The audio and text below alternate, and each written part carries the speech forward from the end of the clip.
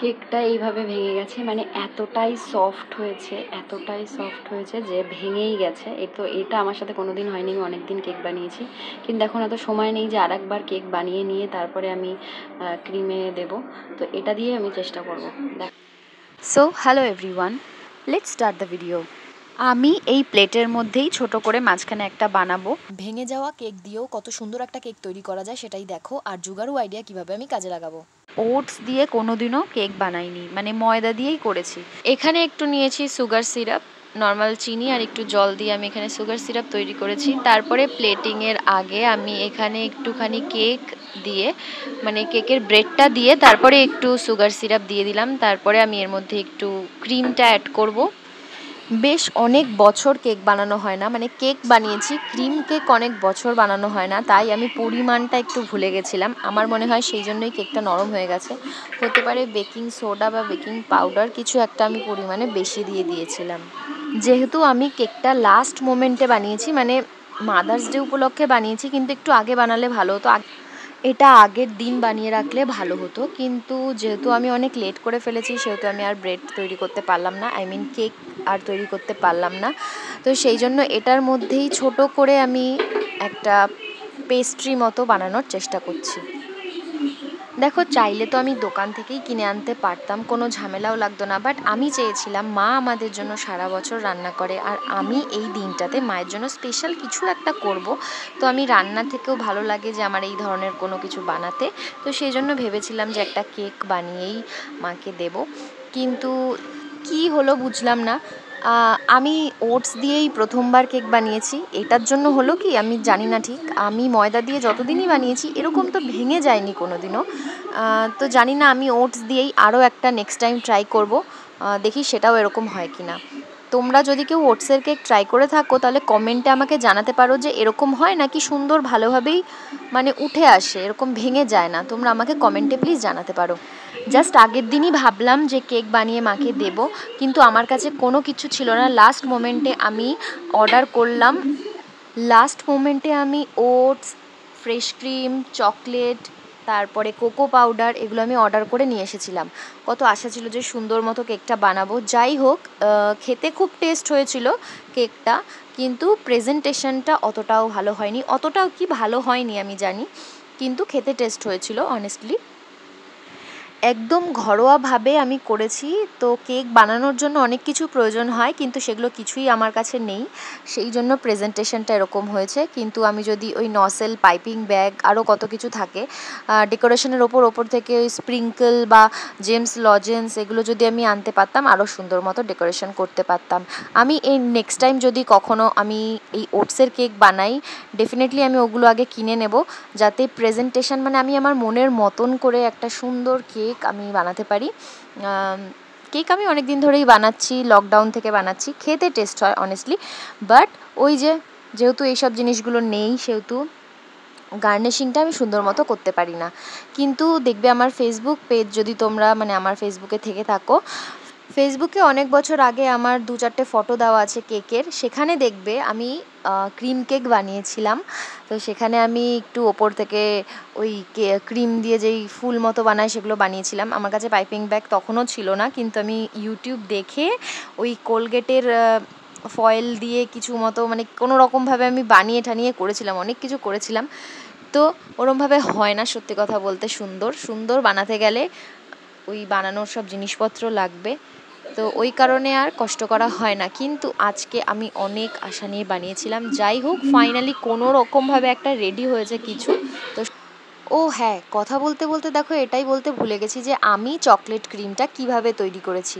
এখানে dark chocolate আমি নিয়েছি, আর ফ্রেশ ক্রিম, আর কিছু দিনই এই দুটো দিয়েই। হ্যাঁ, ডার্ক চকলেটটা কিন্তু শক্ত থাকে, ওটাকে মেল্ট করে নিয়ে তারপরে ফ্রেশ ক্রিমের সাথে একসাথে আমি চকলেট ক্রিমটা রেডি করে নিয়েছি। আর এখানে কেকটা তো দেখতেই পাচ্ছ কী অবস্থা আমি করে ফেলেছি। যাই হোক, কেকটা কিন্তু সফট ছিল। বারবার আমি এই কথাটা অনেকবারই বলছি, কারণ নর্মাল ডের থেকে আমার এই আজকের কেকটা বেশি সফট লেগেছে, মানে এতটাই সফট হয়েছে আমার মনে হচ্ছে আমি বেকিং সোডাটা বেশি দিয়ে ফেলেছি। তো আমি অতটা অভিজ্ঞতা নেই, নিশ্চয়ই তোমরা যারা দেখছো তোমাদের মধ্যে কেউ কেক বানানোর অভিজ্ঞতা থাকতে পারে। তো তোমরা যদি বুঝে থাকো যে আমি কী ভুল করে ফেলেছি, তোমরা প্লিজ কমেন্টে আমাকে জানিও, কারণ আমি এরকম চাই না যে আর এরকম হোক।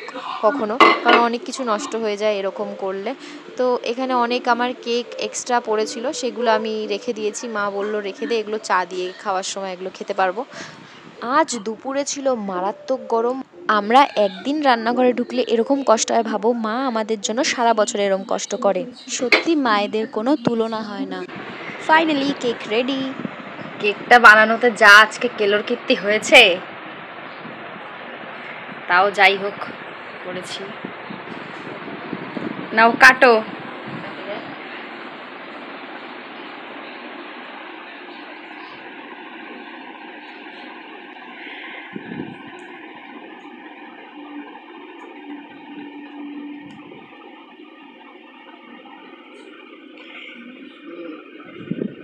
হয়েছে? Happy mother's day. না আর কাটতে হবে না, হয়ে গেছে। দাঁড়াও, না কাটতে হবে না, ওটা তো খাবা। কেকটা টেস্টি হয়েছে, নাও খাও খাও। দে না।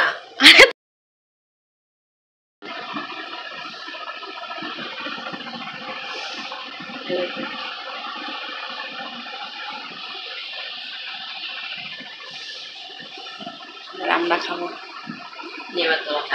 কাটো তাহলে এখান দিয়ে একবারে।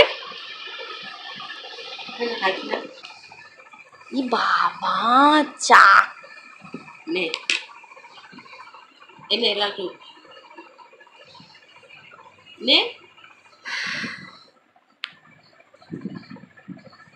একটা চামচি তো আনতে পারিস। একটা বাটি নিয়ে আসে। ভালো হয়েছে খাইতে, টেস্ট হয়েছে কিন্তু এরকম দেখতে হবে।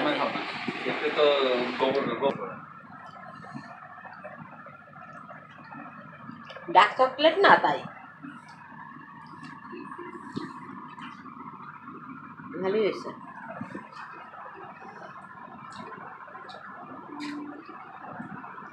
কেকটা একটু বাইরে থেকে ডিজাস্টার হয়ে গেছে, বাট টেস্ট খুব সুন্দর হয়েছে, আমি নিজেই বলছি। তাই তো।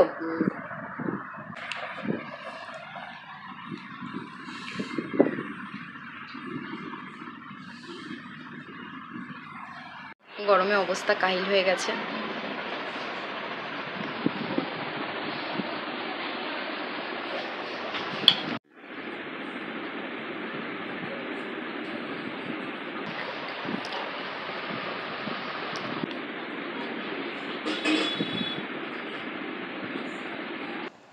ये देखो गाइस, चोको पेस्ट्री हमने बनाई है और ये कितना सॉफ्ट है ये आप देख पा रहे हैं दोस्तों।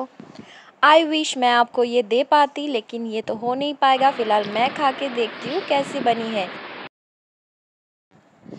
ये बहुत अच्छी बनी है। ये मैं खुद क्यों बोल रही हूँ, ये तो लोगों को बोलना चाहिए।